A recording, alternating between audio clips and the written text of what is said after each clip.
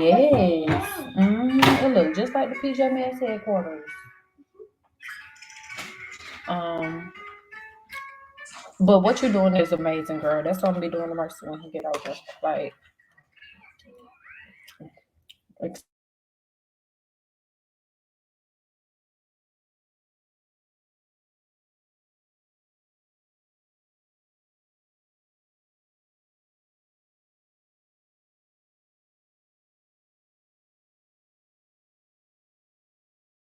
What's up, Black women all across the world? It's day 2 of the Blaze Virtual Summit, Winter 2022, and y'all keep it popping. I am so excited that everybody is here, especially for this conversation, quiet quitting and Black women. Because they haven't inserted us yet, but Black women are entering the chat today. We have the perfect voices and thought leaders on this conversation. So I'm going to go ahead and let them introduce themselves before we get into some things. I want to start with you, Kayla. Can you please share a bit about your background, your business, and your passion today?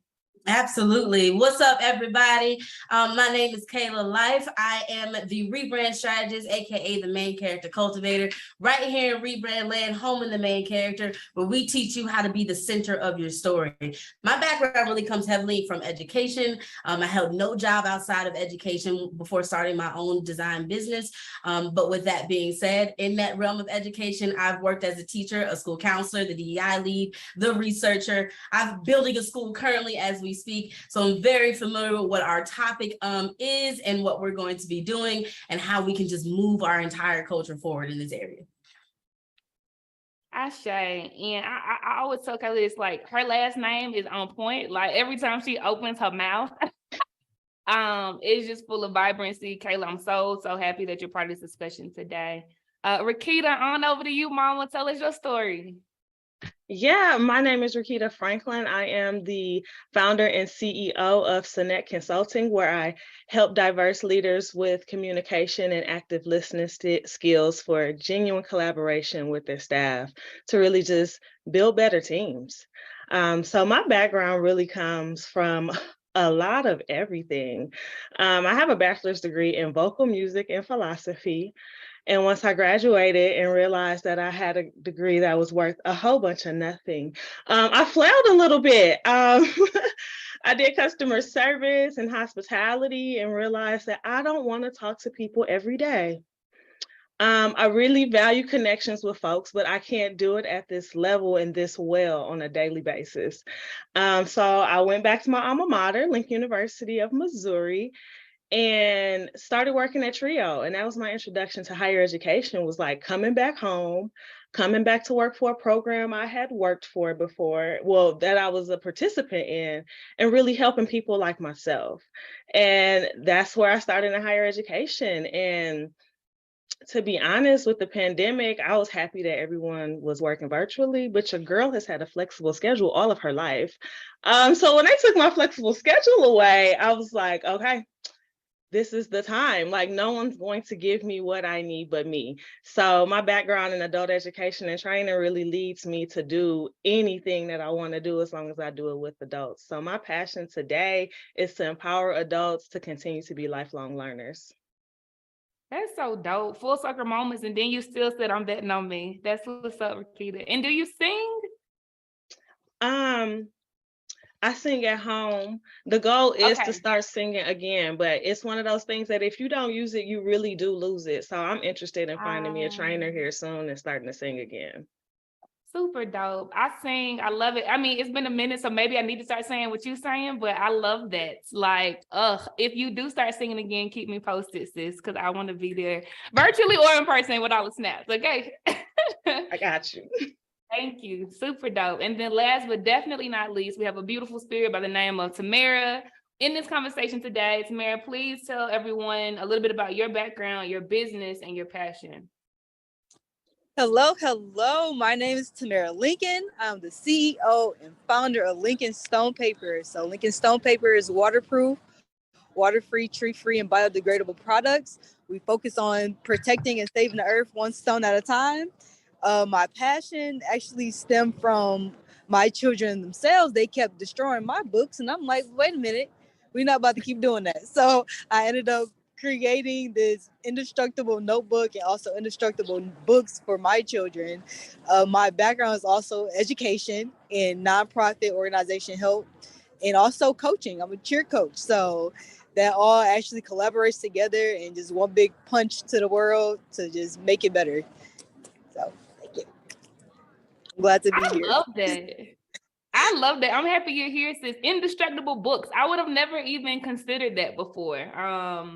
So keep going, sis. Like the sky is not even the limit. I think that's super fire, and we got to have more Black women's names visibly on our shit. Okay. Dope. Well, it's time to get into it. Okay. I'm so excited about this conversation because of all the things our elders told us about what we had to do and how we had to show up and the way the world worked, right? And I'm excited that these thought leaders are on the discussion today to say whatever it is, right? None of this is pre-planned, right? To say whatever it is they feel about this concept, but I want to make sure that we're all speaking the same language. So quickly, I'll define what quiet quitting is, okay? This phrase describes the current swell that's happening globally, honestly, where employees are deciding to only work within their work hours, okay, and not a minute more, and to only do, right, what is in the job description, right? And again, within those hours, okay? So nothing is spilling over, okay? Period. Ladies, I would love to know what your thoughts are on this act of rebellion. I see it as an act of rebellion. And how do you think it's correlated with the recurring notion that we've always had to be twice as good to get half as far? Okay. I want to start with you, Rakita. I'd love to hear your thoughts on this.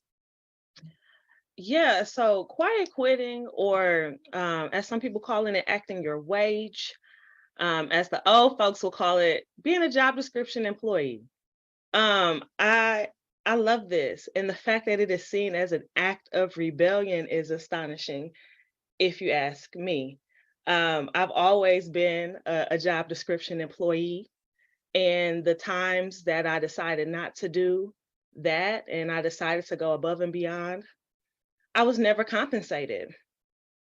Never compensated, and for me, never acknowledged. So for me, work is what it is. It's a contract. I'm getting something out of you and you getting something out of me. And the moment you're not getting the things out of me that you would like to get out of me, you're going to have a conversation or you're going to let me go. And I feel the same way about an employer. This is a contract and I came here to get something.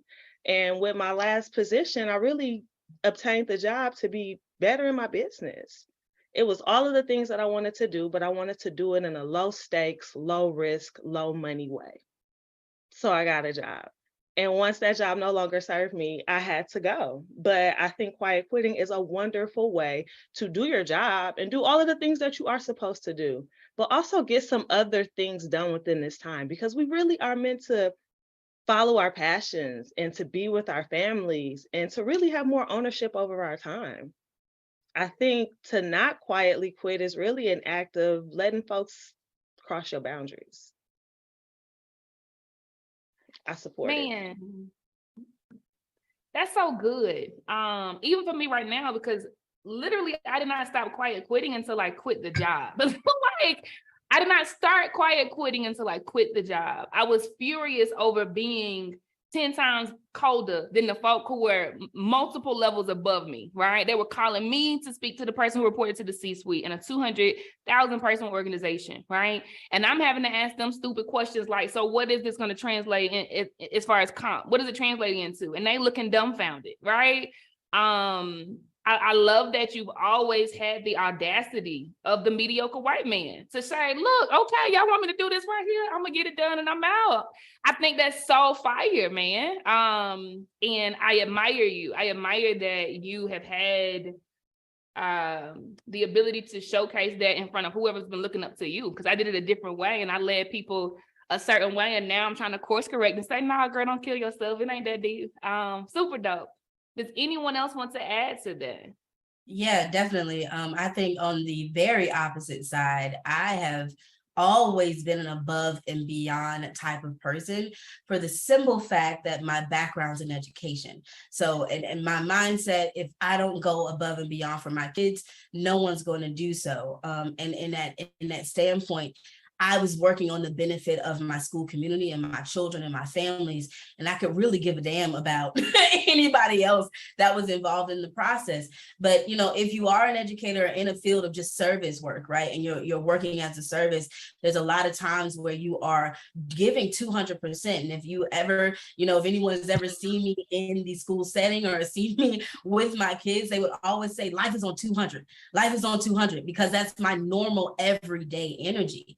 But I started to notice when I came in at 100, just standard teacher, right? Standard counselor. Maybe I don't feel like being overjoyous today. Maybe something happened with me at home that I don't feel like I need to give a 200%. I just need to come in and do my job.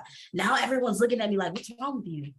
What's the problem? Are you sad? Are you hurt? And I'm like, I'm just regular, like just doing the regular thing. Like, what is the problem? So this aspect of quiet quitting for me, even if I was to give you my personal background story of how I quiet quit into my own business, I was a teacher during the pandemic. I have been a educator for years, actually all of my life. During the pandemic, I was a technology teacher. And just to give you even further background, my school was the only school that had a tech program because I built it. Those students did not have access to technology. They did not know how to open and close a laptop, barely send an email. And this is a school that said that they were sending students to college preparatory high schools. It was in New York. Well, that mission doesn't line up with what you're saying you're giving little Black kids. So I went to my principal at the time. I said, our kids need to have a tech program. She says, who's going to teach it? I was the counselor at the time, the school counselor. And I said, I'll teach it. She's like, well, who's going to be their counselor? I said, you'll find another one, right? And I shifted myself into a whole nother position where I created this technology program. So fast forward to the pandemic, where there are 8 schools in this network, and my school is the only school that is ready to go into the pandemic because they know how to use Google Classroom. They know how to use Zoom. They know how to turn in their assignments because they've had this license in 5th grade.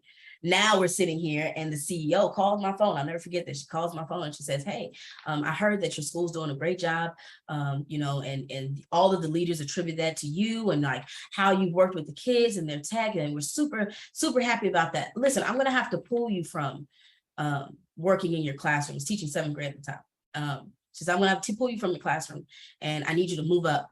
And I need you to come into the network and teach everybody else. I need you to do whatever you did for your school community for the rest of the 7 schools, where in a sense, right? And my very young, not really understanding what was going on brain, I said, wow, that's such a great honor, right? Like I get to now take my talents and show the rest of the school community what I'm doing. But we talk about how culturally we've been taught a specific thing, that you have to be twice as good to even level up to what they're doing, right? So I'm like, oh, this is my opportunity to show them I'm 4 times as good as what they're doing. Like I can do all this stuff. So she's literally moved me away from my classroom. And now my kids are no longer receiving technology courses, which they loved, right? It was probably their favorite, in all arrogance, their favorite class of the day. She's pulled me from that. And now I'm in 7 different schools, training principals, families, teachers, talking to their kids, making sure that they have what they need for tech. I was not compensated at all, right? And that hit me because, you know, my good old mama, she said, they paying you for this? I was like, no, but I mean, I'm not teaching. She was like, it doesn't matter. You're doing way more than your job description says. You should be getting paid. And so the opportunity came. I don't know if you guys remember the education system got a buttload of money for the pandemic. And so what they decided was, okay, we're going to give bonuses to people that went above and beyond during the pandemic. That was the criteria. Teachers that went above and beyond would get a $5,000 bonus. So everyone knew I'm a shoo-in for that. Come on, baby. I've been attributed to saving the entire school during the pandemic, just with my talents and just with how I communicate with people. And we sit on that football field and my principal calls out 5 teachers and not one of them is mine. My name is not said at all in that space. And I sat there blank face. And you got all of my staff, all of my teachers looking at me, you okay? And it's like a trigger hitting my head. I was like, oh no, I'm good. I'm good. This is great. This is wonderful. Because what they didn't realize is God had already told me I needed to leave this job. He had already told me not just leave this school, but leave the education system. He said to me, even during that entire time, this is a year after, during that entire time, he said to me, do you see all that I have provided for you? Do you see how you're able to affect the masses? You can't do this within four walls. You got to leave. And of course, as we often do, I'm not listening. I'm like, God, I can't leave right now. Like I got stuff to do. Like I set up all these programs. Understand that I was such a force in any area that I was in, that I was creating spaces that I didn't feel like anyone could take over. So I had created social emotional learning classes. I created the girls basketball program, the tech program. I was a STEM researcher at the time. I was the DEI lead, was diversity and inclusion, telling white people how to treat our kids. My favorite thing to do during that time. I was doing all of this stuff that I was the lead on. And I was like, God, I can't just walk away from something I started. There's no one to take it over. And then that moment hit me and I was like, wow. They don't even care. They don't even care that I did all of this. And I'm sitting there, look, 27 years old, like, wow, okay. And I went home, I cried hard because I'm passionate about kids. I'm passionate about my families. And I had been with them for 6 years at this point. So when I say I was with my families, I'm auntie at this point. I'm big sister at this point. They still call me. I'm nowhere near where that school is, but I had to leave. And so I was like, what am I going to do? How am I going to not just going to go and tell my principal I'm gone? Like, what am I supposed to do? And this is where quiet quitting started happening. I literally started doing just what my job said to do. I told that CEO, I said, I'm going back to my classroom. I'm going back to my kids and I'm going to teach my lessons. Oh, we appreciate you so much. And you know, that little voice in my head, I'm like, your appreciation don't mean shit to me because my paycheck ain't changed. My bank account ain't changed. And y'all had an opportunity. And this is the real thing for me. Y'all had an opportunity to show me just how much you appreciated me. And you gave me your ass to kiss and said, that's what you're supposed to do anyway. Basically, is what I got. So I decided to quit, right? I wound up going to my principal the next week. I wound up talking to my support team, people that were close to me, trying to battle through those emotions, what I needed to do. And this one woman, I'll never forget, her name is Rachel. I sat down and I talked to her, and she was a diversity and inclusion lead at the time. I said, I don't know what I'm supposed to do, right? Like I love my kids. And she said, listen, I love this entire network. I love everything that you've been doing, but you know what you need to do. And anyone at this school that has been around you has been seeing the work that you've done. And if they question why you're leaving, you already know what time it is. You need to make the decision and you just need to be honest about it. So I did. I went to my principal the next week and I told her, I said, listen, it's time for me to go. She's like, I felt it was coming. And of course, in my head, I'm like, bitch, what you mean you felt it was coming? Like, what you're saying is you didn't want me to be here anymore, right? But even through that action of quiet quitting, y'all know that when I left, half the other teachers left. Only maybe 3 other teachers that were still working with me at that time remained at the school. I don't think they're there anymore either at this point. But I get these messages like, thank you. Thank you for leaving. You leaving gave me the encouragement to leave. Like you literally, and they'll tell me like, I pulled a life today and said, F it, I'm gone. Like, because you realize that you're giving so much of your talent, and in a space like education, it'll be used. It'll be used until you're dry in the ground, till you can't do anymore. And now they're looking at you like, what do you mean you're depressed? What do you mean you can't come to work? What do you mean you're not eating? You're doing such great work with these kids.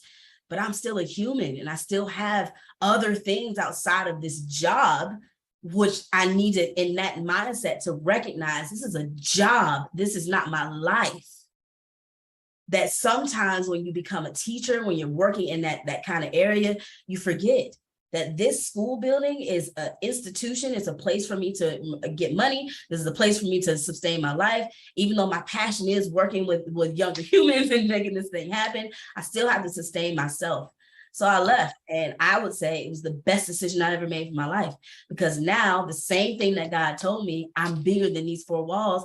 I'm now able to take all that energy I was given to one area to the masses at this point. I work with nonprofits and schools across the United States, building their tech curriculum, building their teachers, giving them what they need that I could not in that one silos community do at the level that I'm doing right now. But it took for me to quietly quit and then loudly quit. I say, and you know, and y'all drop ones in the chat if we're telling your stories, right? Like, this is in healthcare, this is in education, this is in music, this is in corporate. Like, we could go on. This is in nonprofit, right? Like, this is a system, baby. This is a system. We have been cargo, we have been cattle, we have been tools. Like, this is a system, right? They think we can't feel pain, so we dying more than anybody giving, you know, like, exposure you can't boil exposure in water and feed your family with it, right? Like, the CEO knowing your name does not translate into money in your bank account. That stuff does not matter. It does not matter. And we have to decide, like Rakita said, to have a life. Like, it's about more than surviving, bro. Like, are you spending time with your babies? Are you healthy for real? Do you have relationships with people? Are you smelling the roses? Are you going on vacation? Like, we're not tools. Like, this is birthright stuff. This is not even like extraordinary. This is birthright stuff. Love it, ladies. I know we have a lot to cover. Tamara, before I go, I want to see, do you have anything you want to add, or are you good, mama? Yes, absolutely. Really quick. When it comes to quiet quitting, you're really protecting your mental health. So before you start thinking about somebody else, think about yourself. I know it's hard to say because like we are naturally care for everyone else, but you can only care so much. You can only do so much for everyone else. And what happens when your cup is empty? Who's going to fill that cup for you? You have to make sure that your cup is at least halfway full if you're going to still, you know, give to anyone else. But when I think of quiet quitting, just think about your peace, think about your health, your mental health. You got to stay sane for this world, you know? I say, yeah, rest is an act of tactical warfare. Like, how you gonna beat the system and you burnt out and tired? Like, y'all better get yours. Listen. Okay, love it. So I want to turn up the heat a little bit. Many of us were raised in homes where we were taught how to navigate, you know, this unfair world, right? This world that bends to white supremacy, right? And after the anger and reflecting, I realized, like, my parents, my grandparents, my great-grandparents were just trying to keep me alive, right? Like, they were just trying to make sure my Black brothers came home, you know? So they weren't trying to make us cower down. They were just trying to keep us alive. But many of us have decided today, right? And things have changed, right? Not that they're necessarily better, they're just different, right? Things are a little more discreet, right? So given that we are radical in different ways today, I want to ask you all a very pointed question. Do you believe that Black women can afford to quiet quit? And if we do, are we paying a price that's too high? Or not at all? I'm gonna say it again. So do you believe that Black women can? Let's start with you, Kayla. Uh-oh, did I cut out? Yeah, repeat your sentence again. You froze. Okay, thank you so much. Do you believe that Black women can afford to quiet quit, right? And if we do you believe that the price we pay will be much too high, or not at all? Kayla, we'll start with you. I believe that Black women can do whatever you want to do. I don't believe that there's a price to be paid. I think that a Black woman that has full understanding and control over her own power can take over anything.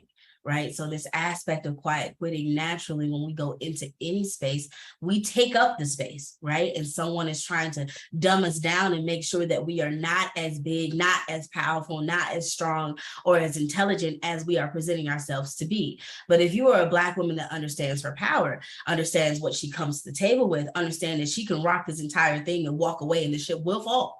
You can do absolutely anything at this point, right? I think that this aspect of white supremacy that we are breaking at this point, right? And even from the way that we talk, the way we dress, how our hair looks, how we present ourselves on the job is all built and rooted in white supremacy. And so when it comes down to it, everything that we do, we have to take that first thought and say, is this something that I need to do to survive?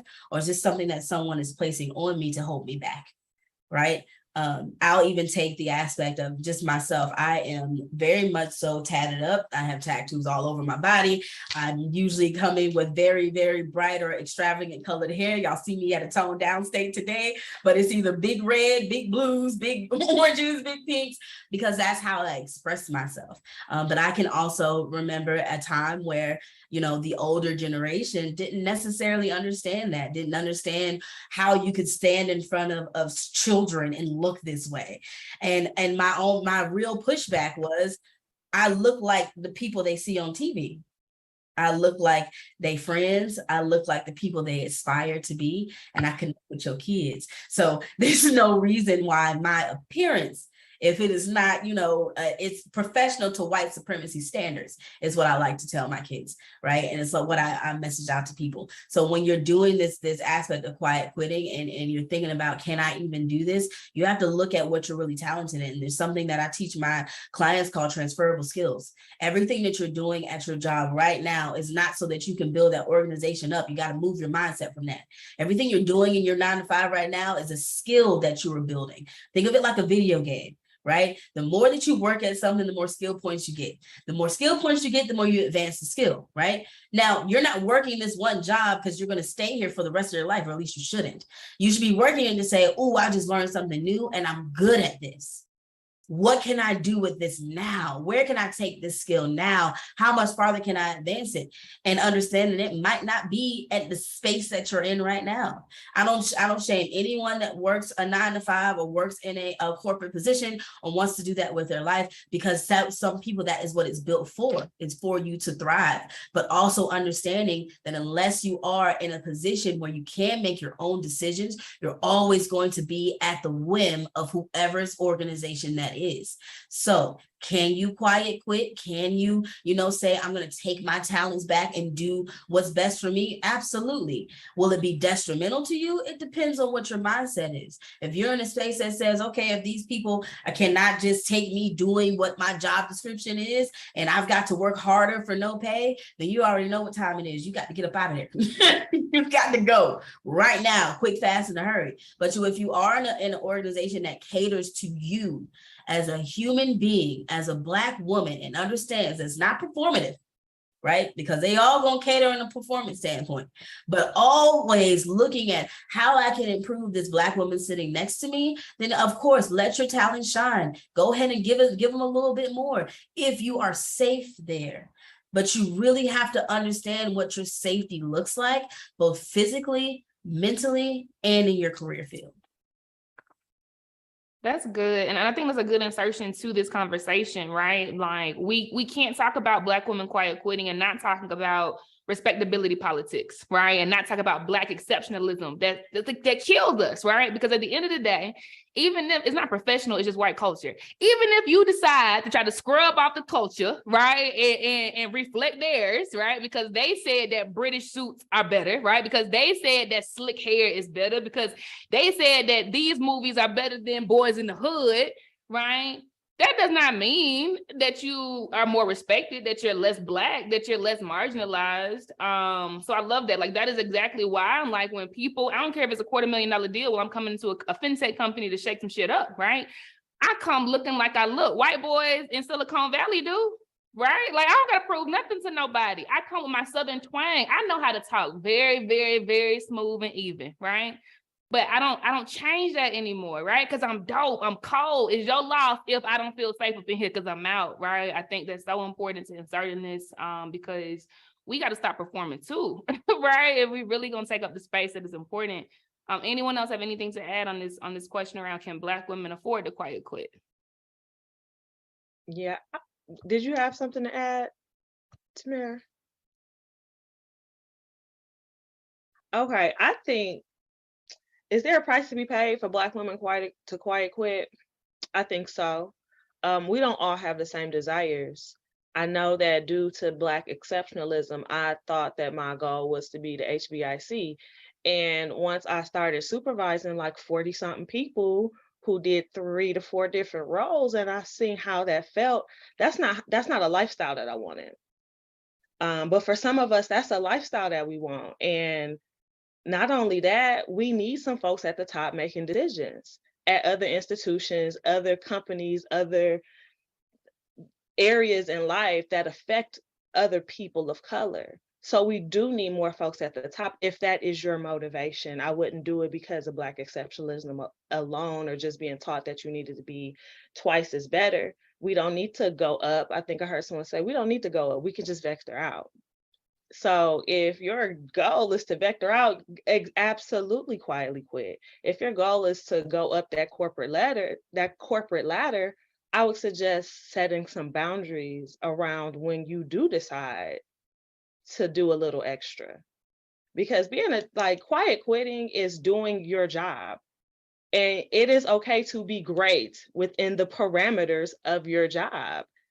But leadership, no matter where you go, is looking for people who go above and beyond. So maybe you put that on your calendar when you go above and beyond. Maybe you're going to plan a Christmas party and that's your above and beyond that year, right? You pick and choose. You quietly quit during the downtimes of your organization. So finding that balance that works for you. But if we all quiet quitting, who's moving up? Who's moving up? Because even in your own organizations, you look for people who got your back. You look for people that every time you throw them the ball, they got you. It's like that in any other business. So the Black woman trying to be vice president, CEO somewhere, figure out when and how you're going to quiet quit, but you can't do it all day, every day, because we need you. I love the diversity of perspective, right? Yeah, lying. When they taught us how to play the game, you are basically saying there are rules to that shit, right? Like, regardless of what we decide to do, right? There are rules to that shit. Now, I do believe that the rules are different for white men versus Black women, right? I think that that's a huge gap. I do, because I've seen it in corporate, right? It is who you know. They can be dumb as a doorknob. I stand on that with both feet, 10 toes down. They can be dumb as a doorknob, but because who they know, they can occupy that space. And very smart people that they hire will get the job done. And that's not been the case thus far for Black women. As a matter of fact, she has to be triple sure that when she hires other Black folk, that they off the chain so that she don't lose her job. Like, it's the playing feeling good, right? And so I agree. Like, that is what we are living in today. Like, to make Forbes lists and all these other things, like, we have to be exceptional. I would just say that I think the goalposts have to change, right? Like, I think that when we are standing up, 17% of all Black women today are starting new businesses. 17%. That number is as of February 2022. Okay, that's almost 1 in 5. So that means that we Black women specifically, I'm not just talking about the Black race. That means that Black women specifically have an opportunity to create new culture. You know, like, where we give raises because you cold, like your creativity is cold, not because you bled in your knuckles for me, right? Where I'm gonna make provisions for you because you're having a baby, right? Like, not because you have preeclampsia and you about to die, you know, like, I think because we're the fastest growing demographic of entrepreneurs in the entire country of the United States, right? 42% of all new businesses created by women every day are started by Black women. Like, these numbers are crazy. Like, I hope y'all know that this is unprecedented, right? Like, we actually have the opportunity to create our own culture and literally say y'all are irrelevant. Like, literally, what minority? Who, what, how? Show me that. Show me the statistics, right? Can I add to your point really quick? Because you even bringing that up, that we have the ability to create our own culture right now, that is so powerful for you to say. It's even more confirmation for me that I need to keep doing what I'm doing, for the simple fact that Rebrandland alone, I'm just taking this one organization. I have 6 executives, okay? 6 people on my team that I feel like are on my same level. There is no tier system. We're in a roundtable circle when we handle our clients, right? But these 6 different executives, they have their own business. And I actually encourage that they still work on their own business while they're partnering with me in Rebrandland. Because the way that my mindset works and breaking up that, oh, we can't all rise to the top at the same time, and if you work with me, you can't work nowhere else. And now there's this new term called overemployment. What the hell does that even mean? You're overemployed and you're spending too much time with other places. I don't believe in that. And so what I told my executives is, and when we have our next upcoming meeting, like, I want you to continue to work on your own business. And if you need my help, I got you. Because the area that and the culture that I'm building around the business is that this piece of land, rebrand land, this piece of rebranding, you can go in and work with our copywriter. You can go in and work with our CFO. You can go in and work with our graphic designer, work with all these individuals, and understand that if you don't want to use the rebrand land package, they got their own business and you could just use them individually. Because what I'm doing is putting money back into their pockets, back into their business, and they're putting money back into mine. There's an easy way to figure out how to build our own culture. And I'll tell you that when I presented this idea to a white man, he's like, so they're just going to steal all your money. I was like, yeah, you don't get it. You don't get it. Because my team has integrity, my team has honesty, my team is going to make sure that no matter what happens with them, it's also happening with me, and we're just transferring that energy over. Because what we've been taught is that you can't work in this one position and I can't be CEO here and CEO there and CEO there. I can't be, this person here and for this organization and for this one because of competition. All of that's fake.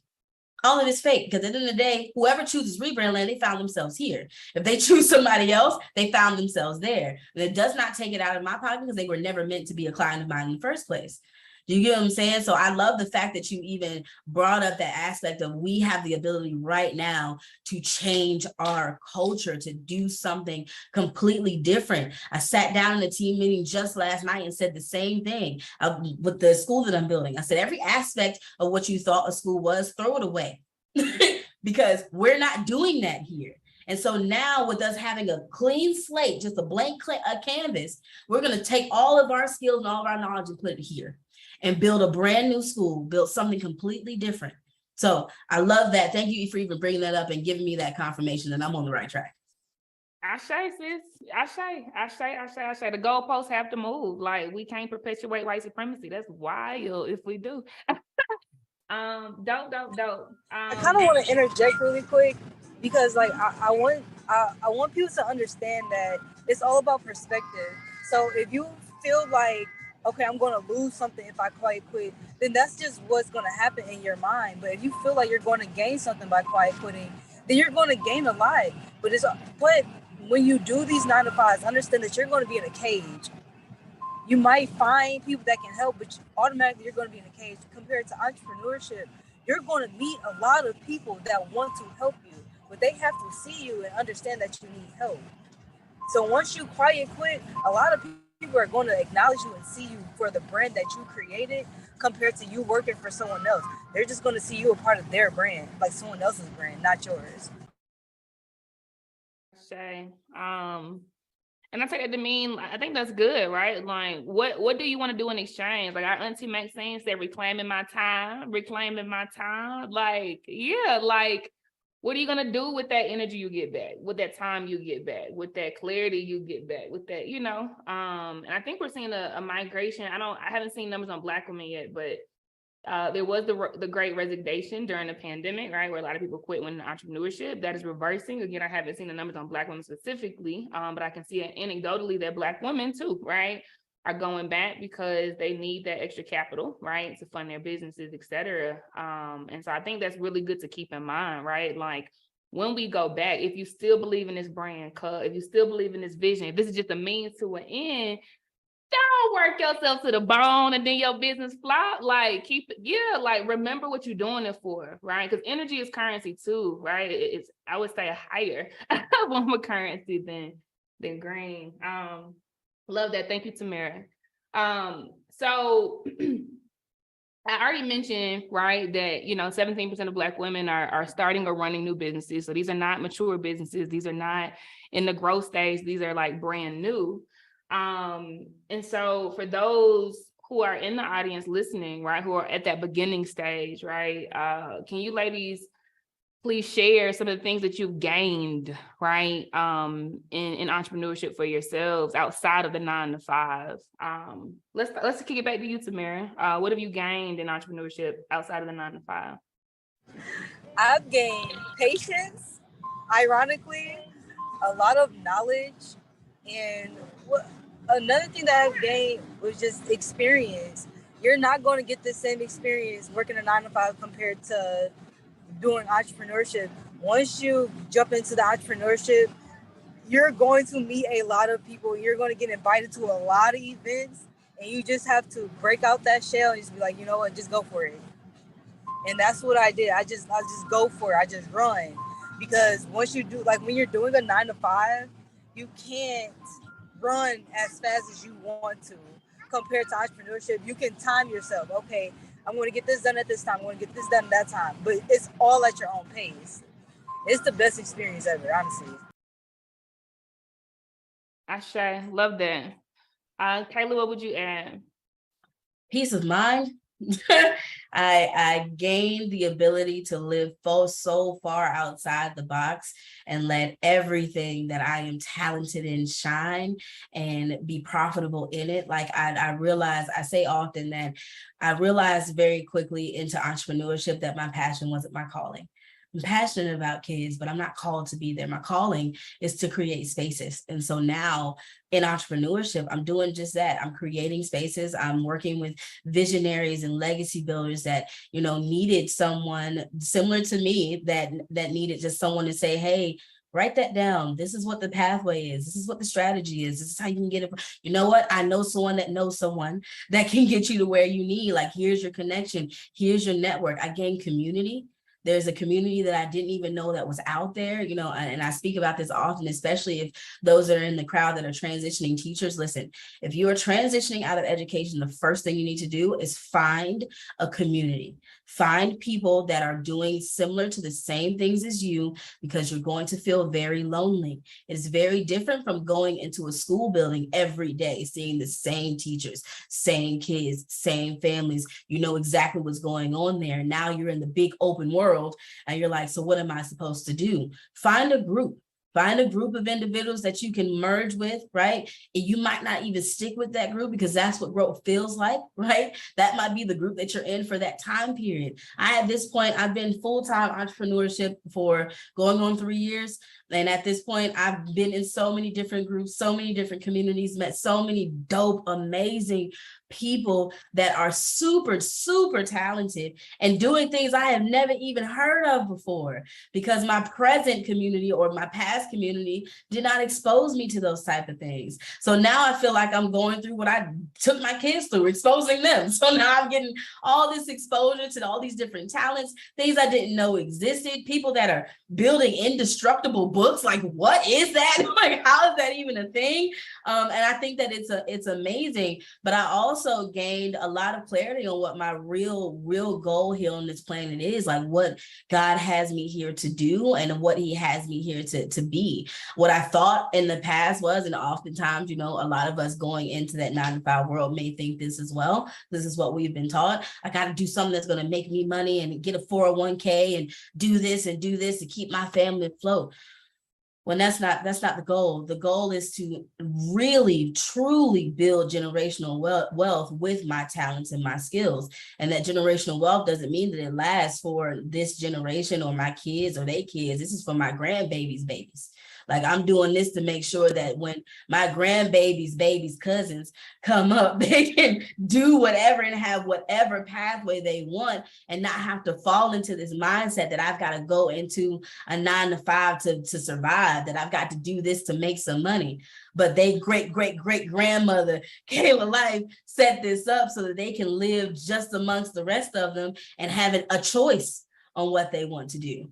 And oftentimes, even in our culture, we're not presented with a choice. We're not presented with an option.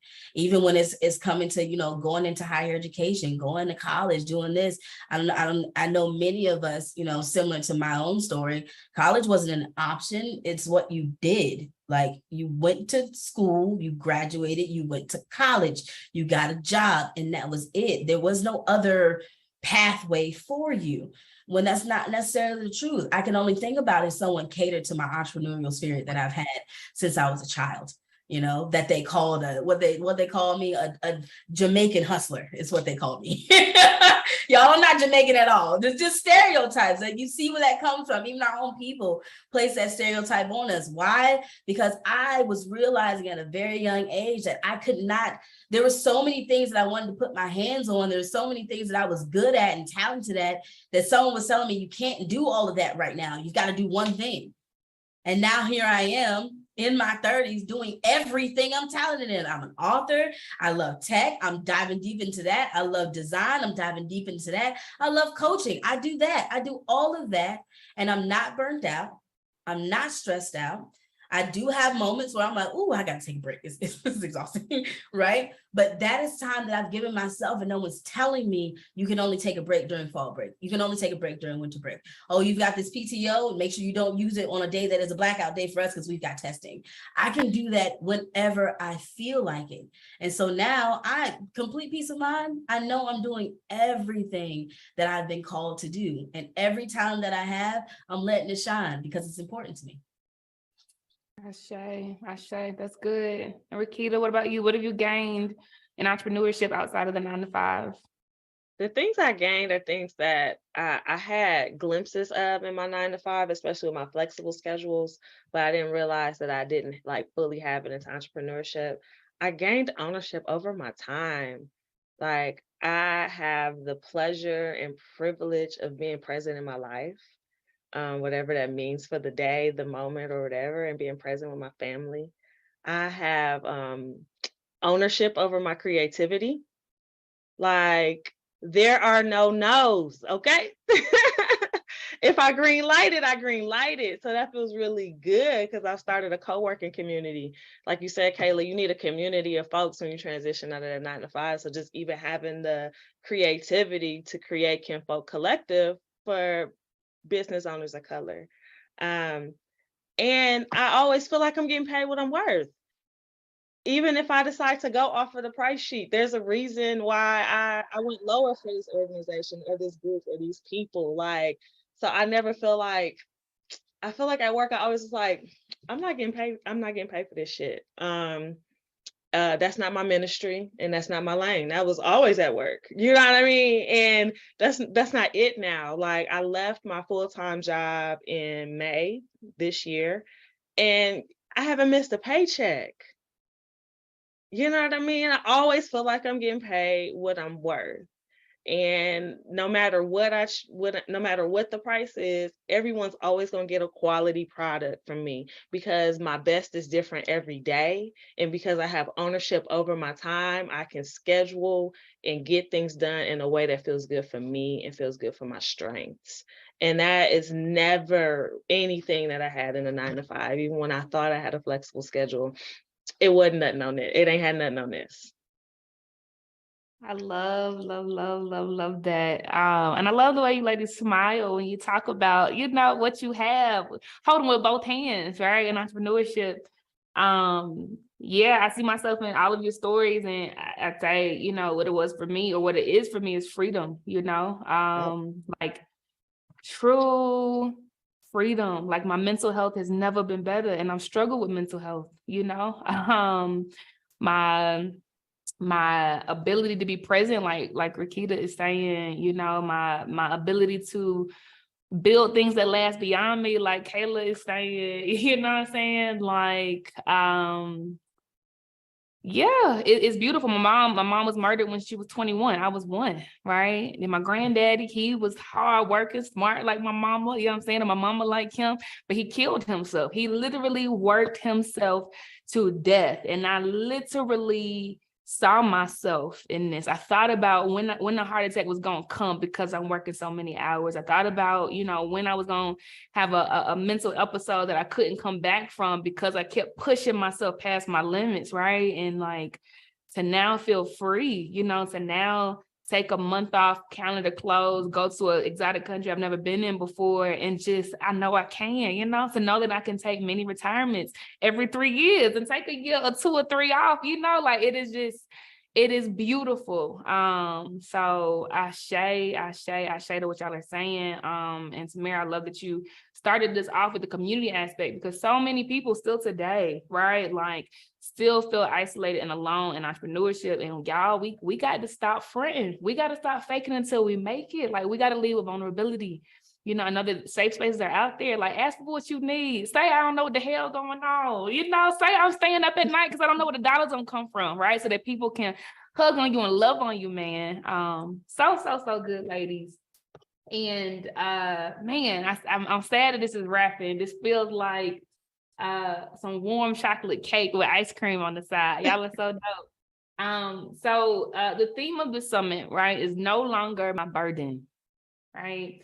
And it's very closely aligned, I would say, with this concept of quiet quitting, especially when you think about what it can mean in the context of our personal lives and businesses, right? So what boundaries would you say that you've started to set in order inside of your business to protect your own well-being? Rakita, let's start with you. Girl, how much time you got? I'm the queen of boundaries. I will tell you no first and then circle back around if my energy changes, okay? But one of my very firm boundaries is I don't work on Mondays. I don't accept meetings on Mondays. I don't set reoccurring things on Mondays. Absolutely not. Absolutely not. I schedule CEO days. I'm a part of this group called Speaking for Profit, and it really just focuses on how to build a scalable, profitable business and also maintain rest and restoration and balance, you know? So I have CEO days where I just conquer my admin things. So Casey, I can't wait to start conquering them financials since I've been doing the free founder webinar series. And I have wellness CEO days where I just focus on the personal well-being of the CEO in my life, which is me. So I had a wellness CEO day this Wednesday, and I had an in-home massage, and I read, and I connected with a friend.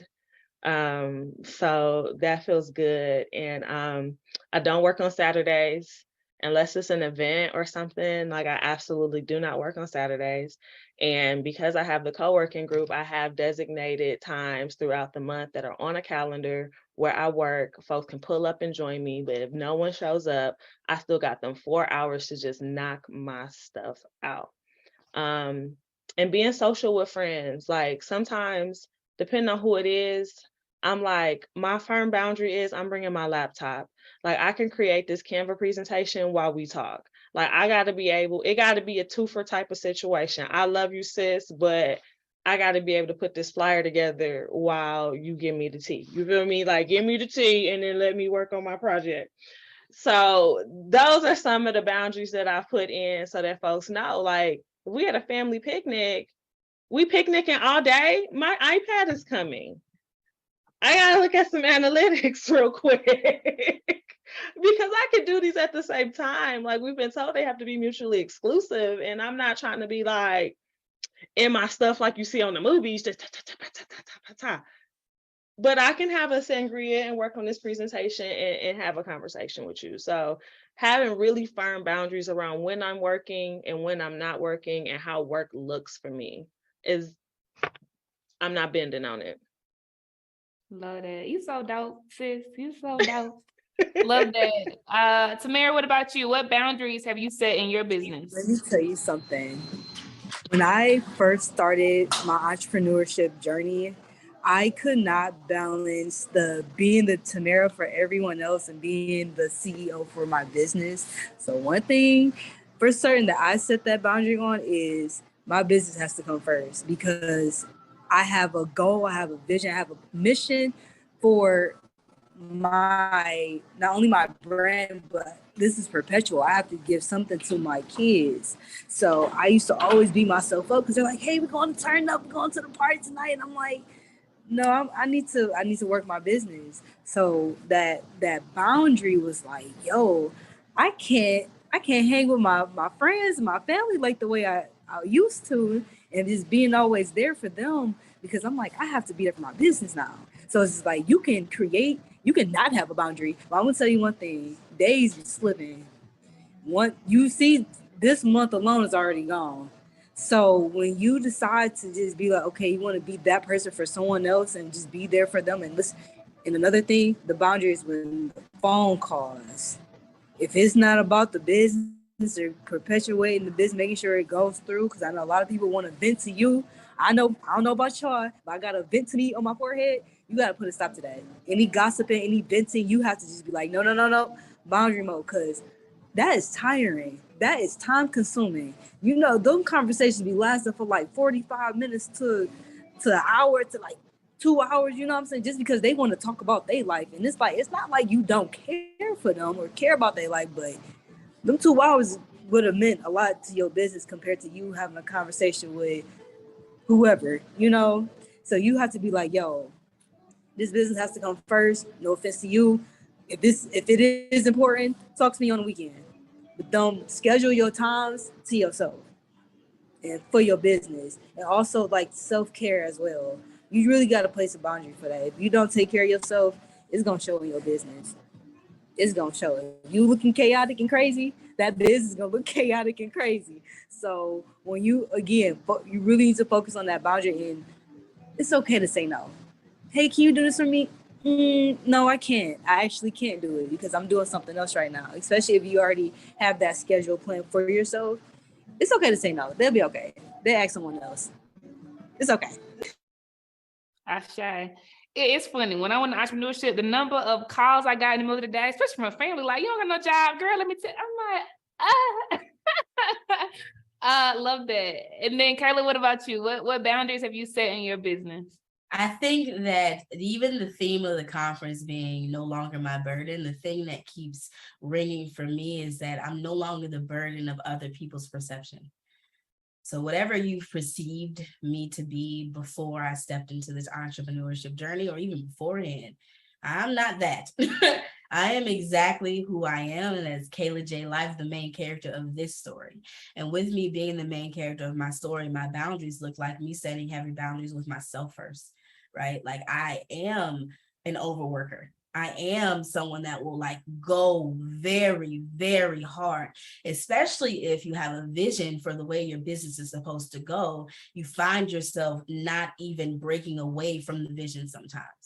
But in those aspects of even God, even Jesus had to go into the desert and be alone in silo. And sometimes I need that too. So boundaries I've set for myself. I realized as an educator, I was graced with spring break, fall break, winter break, all these different breaks that were planned into my schedule. So I knew exactly when I could shut off, when I can like be with my family, when I can go and do that. As an entrepreneur, I was in charge of that.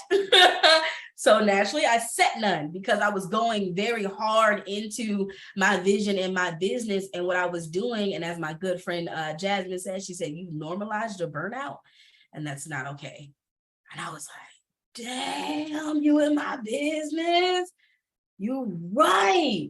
And so I sat down and I said, all right, now that I'm planning out, if you are an entrepreneur and you're thinking about taking this to the next level, if you're really building a legacy, you should be planning by the year, not by the quarter. So I plan by the year, and my year looks like every month I have a week to myself. And I call it my blackout week. It's the week that I do nothing but what I want to do. I don't set terms for what that week looks like. I don't say, oh, I'm just not going to touch it. This is whatever I want to do in this week. If I decide I want to pick up something for Rebrand Land, I'll do that. If I decide that I want to just kick it and play video games all day, I'll do that too. Like, it just depends on how I feel. But that's my week of just complete choice. Because I'm a service provider, because I am giving a lot of my energy and time 300% to my clients and my business and their legacies, I have to take that week to myself. Very similar to Rakita, I also don't work on Mondays. I don't work on Sundays, right? You got me from Tuesday to Saturday, maybe, right? Because sometimes Saturday, I'll go ahead and knock that off, and maybe I've done too much that week. But that's for me to say, hey, this is just my time to get back in life. I don't speak to nobody before 11 o'clock at all. I am a morning person, but I'm a morning person for me. I'm not a morning person for other people. So I realized that going into entrepreneurship, that, wow, I was so high energy because I was in the school and the kids needed to see me excited and happy at 7 a.m. But don't nobody have need to see that from me. I can relax, right? Like if I want to do what I need to do, I just want to talk with myself and maybe the dog for a second, and then I'm good, right? Like I don't want to do nothing else.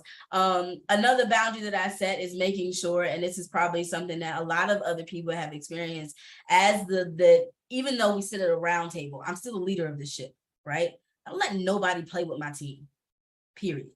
I'm letting no one come in and talk to them crazy. It doesn't happen here, because I recognize that even as a 9-to-5 worker working in education, one of the things I always wanted from my leadership team was someone to have my back, because you knew that I was doing what was right, right? But you were so afraid of what the families would say, what the other parents would say, that I always fell to the back burner when I was just doing the right thing. So now I make sure, if you got a strife with someone on my team, or you didn't like the way something went, come see me. Talk to me, right? I don't give them that battle, because I don't feel like it's their battle to fight. As someone that is in support of them, I'm not going to let anybody ever play with them or their business or their brand or their work ethic, which is what keeps them around, because they know at the end of the day, I'm going to hold you accountable. I'm going to make sure that you do what needs to be done, right? But I'm also not going to let anyone that is disgruntled for whatever reason come into this place and tear your name down because they had a bad day that day. You know what I'm saying? So I make sure that with my team. Another boundary that I set is making sure that I do reconnect with my family. I am a overworker, as I keep stating, like I do a lot. I'm always on 200, 300%. And so, my clients laugh at me because if you see me bopping around, it's because I have like 7 different screens in front of me. My ADHD allows me to do that. But my clients will say, like, how many screens are you looking at today? And I'm like, just only 3 of them on today. Or it's only 7 of them on today. But it does keep me here. It keeps me here at my desk, because I can get so much done at one time. Now I've learned that at 7 o'clock, when the sun goes down, I'm in Atlanta, y'all. Sun goes down around 7 around these parts. When the sun goes down, I'm down. No more computer. No more any of these screens. I have moved away from this, because it's a boundary and an act of discipline I needed to set. I don't need to be here all hours of the day to get something done, because essentially what I'm doing is wearing my brain down. And everything, I need this. This is my money maker up here in this cranium. This is what's going to keep the ship floating. This is going to keep my clients happy. If this is not working, I'm no good to anybody. So I have to shut that entire thing down. And I learned that from a fast that I went on. I realized that around like 7 o'clock, I am exhausted. I am ready to go to bed. I am ready to reconnect. I then realized at that point, oh, wow, you probably need to eat food today. You need to go do this. You need to go do that. So making sure that I honor myself in those manners, but also the boundary that I set is honoring my own emotions. I think a lot of us, even as Black women, we're thinking the talk, we're over emotional or not emotional enough, or the main emotion that's placed on us is aggressive. I'm all those things. I'm aggressive. I'm aggressive about this work. I'm aggressive about what I do. I'm passionate about what I do. I'm compulsive. All of those are a piece of who I am. And I'm breaking away from that negative connotation that people put on those words and placed on me to make me feel like I had to operate in one setting. So if I'm sitting in a meeting with a client and I feel emotional, I'm going to cry. And I encourage my clients to do the same. There's no longer a space where you have to hide who you are, because that's not what it means to be the main character. Being the main character means catering to who exactly you are. I'm emotional. I cry. I get upset. There's things that happen. The only problem that comes into play is if I try to make my emotion somebody else's emotion. I'll now put that on them. Now, because I'm upset, you've got to be upset. Or now because I'm happy, you've got to be happy. That's not the truth. I can live and exist in everything that I feel. I can deal with it, and I can move on with it. Right. And that's no longer a point where I was working in a 9 to 5, I'm standing in front of the classroom like, oh, wow, I can't cry right now. I can't cry right now. I've got to get someone to get in my class. I got to go run out real quick, because emotions hit us very quickly. Sometimes there is no rhyme or reason. Baby, I could have looked at something out the window, would have reminded me of something that happened when I was 3 years old. Now I want to cry, right? And I can do that in my setting now. I take time to honor how I feel, because real talk, if you want to get down to the nitty gritty, entrepreneurship is nothing but a healing journey. It is a journey to heal all of those things that have been placed on you from a child. till now. And now you're recognizing in your full strength, in your full power, just who you are. And so I had to sit with myself and say, well, who am I? I'm passionate, but I am emotional. You know, I had someone that for 6 years working at that school made fun of me every time I cried.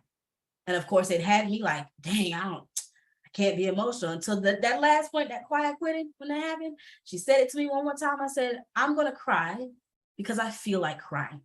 Something sad just happened. Something happy just happened, and I feel like shedding a tear. And this is who I am. So I'm going to do it. Watch. I proceeded to cry, right? Because that was me taking my own power back. But this is what entrepreneurship is. It's about healing, getting in tune with who you are, and taking control over your life. Ashe, so beautiful. Thank you, ladies, for being vulnerable enough to share, right, what boundaries you had to put in place to protect your well-being.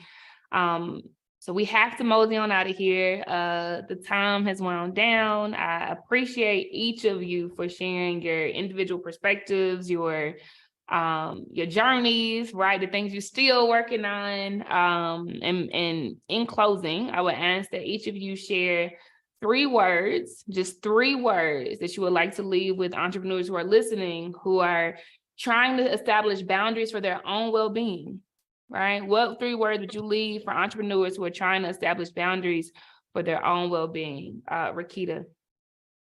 I am important. Ashe, Ashe, Ashe, Ashe. Good. Samara. I am enough. Ashe, Ashe, Ashe. And Kayla. Faith, truth, and passion. Ashe. So good, ladies. Thank you so much for joining us. You are loved, you are light, you should be protected at all costs. If I got anything to do with it, I sure damn will. Thank you so much for being with us today. Everyone listening, keep it locked. We have more where this has come from. Thank you so much. Peace.